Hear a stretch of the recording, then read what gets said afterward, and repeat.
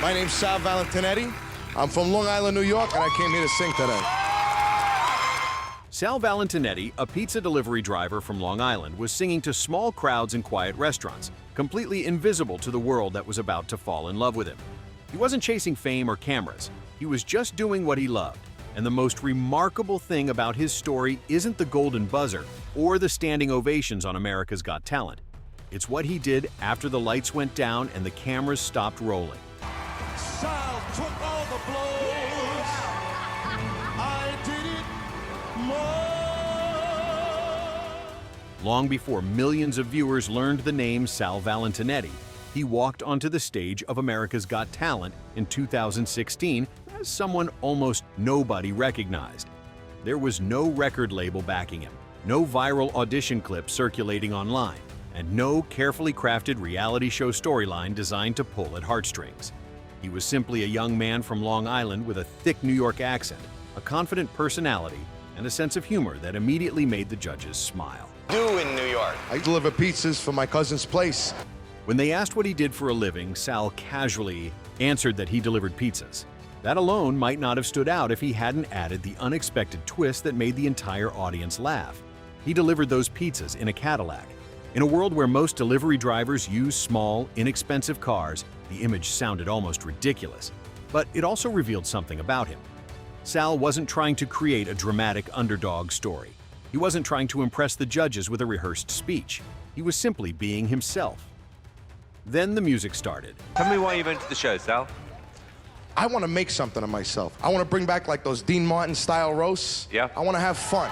Sal chose My Way, the legendary song made famous by Frank Sinatra. On a talent show stage, that decision can be dangerous. The song is so iconic that many contestants who attempt it struggled to meet expectations. For a moment, the theater seemed uncertain about what would happen next. I've traveled each and every highway and more, much more than this. I did it my way. Let me tell you. For what is a man? What has he got? Then Sal opened his mouth and began to sing. The voice that filled the room didn't match the relaxed pizza delivery driver people had just seen joking moments earlier. It was rich, smooth, and surprisingly powerful. The kind of voice that felt like it belonged in a different era of music. By the time he reached the chorus, the atmosphere inside the theater had changed completely. The audience stopped smiling and leaned forward in their seats. They were listening. When he hit the final note, the entire crowd jumped to its feet in a standing ovation. The judges looked genuinely shocked, as if they had just discovered something they hadn't expected. And then everything changed in 1 second.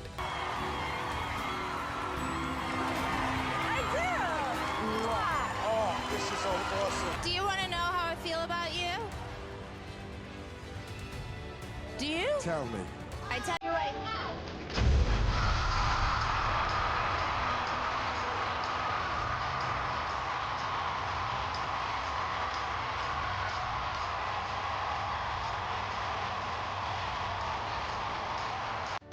Heidi Klum slammed the golden buzzer. Gold confetti exploded across the stage while the audience erupted into cheers. In that moment, Sal skipped the early rounds of the competition and advanced straight to the quarterfinals. Within minutes, a pizza delivery driver from Long Island had become one of the most talked about contestants of the season. But here's the question most viewers didn't ask at the time. How does someone go from delivering pizzas in a Cadillac to stunning? Millions of viewers with a voice like that? A 20-year-old get interested in these kind of Dean Martin that's kind of old My school. grandmother. To understand that moment, you have to go back years before the television lights, back to Bethpage, a quiet town on Long Island where Sal grew up. His childhood wasn't connected to the music industry in any obvious way. There were no family members working in show business and no clear path into entertainment. In fact, Sal later admitted that growing up, he didn't have a huge group of friends.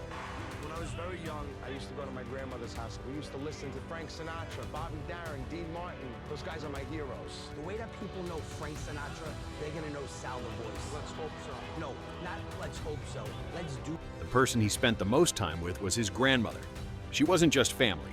She was his closest companion, and the two of them shared an unusual interest that most teenagers didn't care about.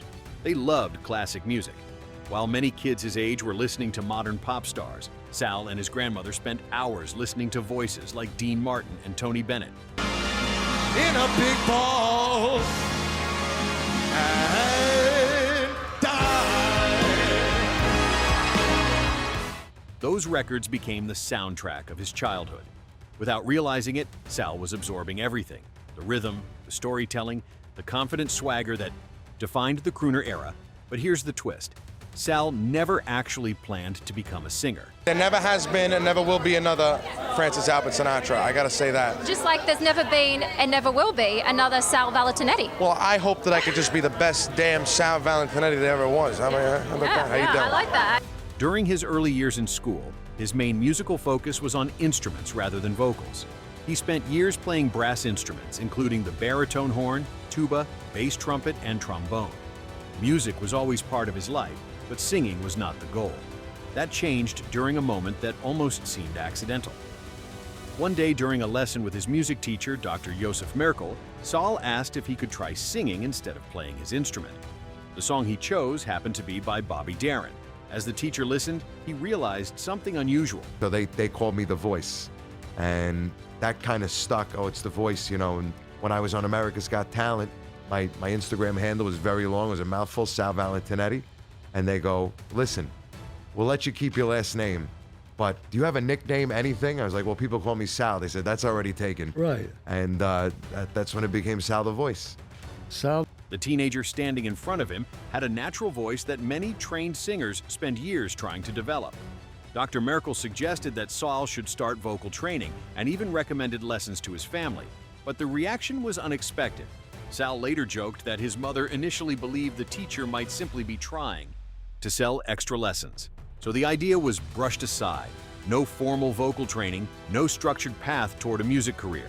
Just a teenager with a voice that few people fully recognized yet. Felt my dreams slipping away. The Act through to the semifinals. Life continued normally. By the time Sal turned 17, he had taken a job delivering pizzas around Long Island. That job might have seemed ordinary, but the Cadillac detail made it unforgettable. He liked the job and enjoyed talking to customers while driving around town. There was no secret plan happening behind the scenes. But one person believed his voice deserved more than pizza deliveries: his Uncle Joe. Uncle Joe encouraged him to try singing at a small local restaurant. The gig wasn't glamorous. There were no stage lights and no television cameras, just diners eating dinner while a young singer tried to entertain the room. Yet something powerful happened that night. People stopped talking and began listening, not politely, not casually. They were genuinely interested in what they were hearing. That moment planted an important idea in Sal's mind. What if singing could become more than a hobby? And I'm back on top in June. I said that's right. Still, success didn't happen overnight. Before he ever appeared on America's Got Talent, Sal tried another route. He auditioned for American Idol during season 14. At the time, the show had already launched major stars like Kelly Clarkson and Carrie Underwood. For aspiring singers, it seemed like the fastest path to a music career. Sal actually passed the initial audition round, something thousands of hopeful contestants failed to achieve. But the journey ended quickly afterward. He didn't advance to the live shows. Just like that, the opportunity disappeared. No dramatic television moment, no viral video, just a quiet rejection. And here's the question: would most people keep chasing the same dream after that kind of disappointment? She's a great, great gal. You know what? I'm glad that I can now call her my friend, because she really is just a great person through and through. She's always concerned about you, and she's a busy, busy lady. She's Heidi Klum. Yeah. So, I mean, really, really great. Really great. I would definitely have her on my show. Sal did. Instead of walking away from music, he kept performing at local venues and small stages. He continued building his confidence and refining his voice. And eventually another opportunity appeared. That opportunity was America's Got Talent. His Golden Buzzer audition instantly turned him into a fan favorite. But the real challenge came after that moment. Contestants had to prove they could keep surprising the audience week after week. Sal knew he couldn't simply repeat the same performance style every round. so he took a risk that sounded strange at first. My dream is to have my own show. So my first audition, I'm still in shock. I couldn't have imagined it going any better. There was stuff shooting out from everywhere. Tommy ran out. I've never seen Tommy run in my life. I just freaked out of my mind. I almost knocked over Nick. He performed the modern pop hit Story of My Life by One Direction, but he transformed it into a full jazz-style crooner performance. What could have been a mismatch became one of the most memorable moments of the season. Judges like Simon Cowell and Mel B praised the creativity and confidence behind the performance. Somebody oozing life, but someone sneaking, coming round that corner. Could that, should that, would that be Mac the Knife? Week after week, Sal leaned deeper into the timeless crooner style that set him apart from the other contestants. He performed classics like That's Life and Mac the Knife, channeling the same swagger that made Frank Sinatra legendary. Eventually, he made it all the way to the finals. But here's the twist that surprises many fans. Sal didn't win the competition. Yeah, January 31st of 2023, I got the gastric sleeve surgery. They remove 80% of your stomach laparoscopically. And you follow a diet for a few months, you exercise, and then as you start to lose weight very quickly, exercising becomes easier. He finished in 5th place. Normally, that's the moment when the spotlight begins to fade for reality show contestants. But something else had been happening behind the scenes during the competition. While competing on national television, Sal was dealing with a serious health concern. During the season, he lost nearly 50 pounds after doctors warned him about prediabetes. That warning forced him to rethink his lifestyle. Between rehearsals, interviews, and performances, he began focusing on healthier habits and discipline. You start doing things that weren't a part of your life for so long. And your entire life changes when you lose that dramatic amount of weight. Could you have done it on your own, or you couldn't do it? I've lost since I'm 18 years old. So since my first attempt at weight loss, and there'd been several attempts, so I'm adding all this in. I lost over 200. Reality competitions are exhausting environments with constant travel and intense pressure. Yet somehow, Sal managed to balance all of that while improving his health. And strangely enough, his performances seemed to grow stronger rather than weaker. A Santa buddy, slip a Rolex under the tree for me. I've been an awful good boy, Santa buddy, and hurry down the chimney tonight. After the show ended, something unexpected happened. Instead of fading from the public eye, Sal's career began expanding. He started performing at venues that many musicians spend decades hoping to reach. One of those stages was the legendary Madison Square Garden. For someone who had recently been delivering pizzas around Long Island, that moment must have felt surreal. He also performed at the famous NYCB Theater at Westbury, a venue that once hosted Frank Sinatra himself. Imagine standing on the same stage where the voice that inspired your entire style once performed. I was never gonna be the same. What a lady, what a night. Oh, I got a funny feeling when she walked in the room. And the milestones kept coming. At one point, Sal even opened for comedy legend Jay Leno during a show in Las Vegas. Alongside live performances, he began releasing his own music. In 2017, he released the EP The Voice, followed by the holiday album Christmas Present in 2018, and the romantic album Little Valentine in 2021. Each project continued celebrating the classic crooner sound that first made audiences notice him. But his journey wasn't completely smooth. At one point, a strange incident occurred when someone backed into his Cadillac, leading to a heated confrontation. Later, while performing in South Florida, he experienced a serious pneumonia scare and collapsed unexpectedly. He was rushed to Jupiter Medical Center and hospitalized. To make matters worse, he was also dealing with wisdom teeth surgery during the same stressful period. For many performers, that combination of health issues could have forced a long break. Yet, Sal eventually returned to performing and touring. Santa buddy, and hurry down the chimney tonight. Oh. Santa baby, just forgot a little thing. A ring. And I don't mean the one on the phone, Santa baby. So hurry down the chimney tonight. You alright?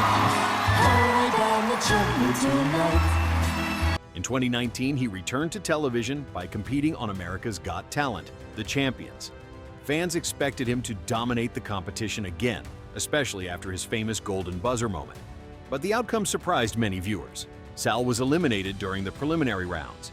It was a reminder that even fan favorites face tough competition when surrounded by some of the most talented performers from around the world. So where is Sal Valentinetti today? You're going straight through to the live show. Today is the first day of the rest of my life.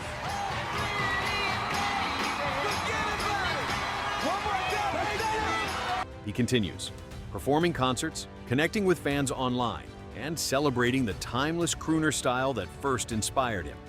His personal life has also remained grounded. He has maintained a long-term relationship with his partner Gianna Olivia, and the couple announced their engagement in 2021. Even years after his television debut, Sal remains one of the most recognizable contestants to emerge from America's Got Talent Season 11. And maybe the most fascinating part of his story is this: a pizza delivery driver who finished 5th on a talent show still built a thriving music career. Sometimes success doesn't look the way people expect. Sometimes the real victory isn't winning the competition, it's proving you never needed the trophy in the first place.